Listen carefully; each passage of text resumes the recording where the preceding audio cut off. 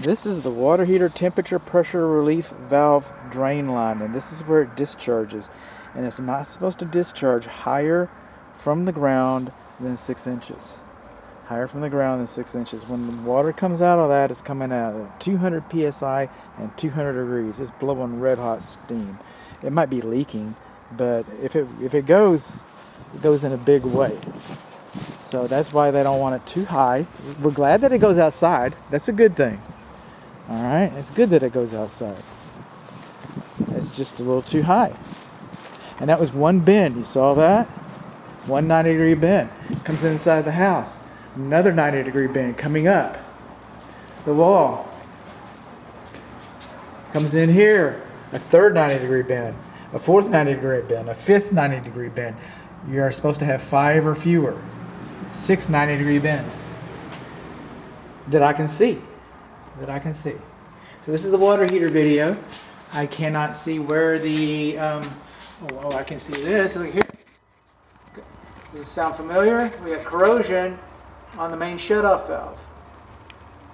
Now, we don't have to have an electric service disconnect for the water heater because we have one right over here in sight. So we don't have to have a switch on this particular one. We can just come right over here. It says water heater. Or it says dryer. Take your heat. Or this is water heater or dryer. Which one's which? Which one's which? I'm glad I saw that. Or maybe not. All right. So now see the copper piping coming out of the top of the tank? That means that we do not have dielectric unions. We do not have dielectric unions. We're supposed to have those to keep it from corroding. Doesn't look like they're corroding, but I can't see a green wire coming out of the top of this. So I do not know that this tank was properly bonded. Down here we read that it's a 50-gallon tank, but we also 50-gallon tank. By reading the serial number, we also know that it's 17 years old. Water heater tanks last about 10 years.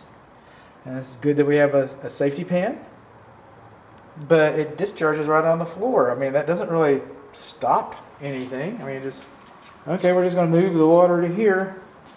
I guess that's better than nothing. And I'm glad that they put that in there. And I'm really surprised, because this is probably original to the house. It's probably what they did. So what did we learn? We learned that our TMP discharge is too high. It's got more than 5 bends, and the TMP valve is not insulated.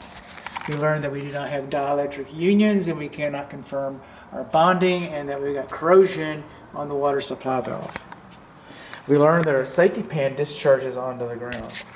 And we learned that our 50-gallon water heater is an old man. Now, I can't condemn it based on its age. That's not going to be a deficiency. But, you're buying into it. I say you're buying into it, dear client.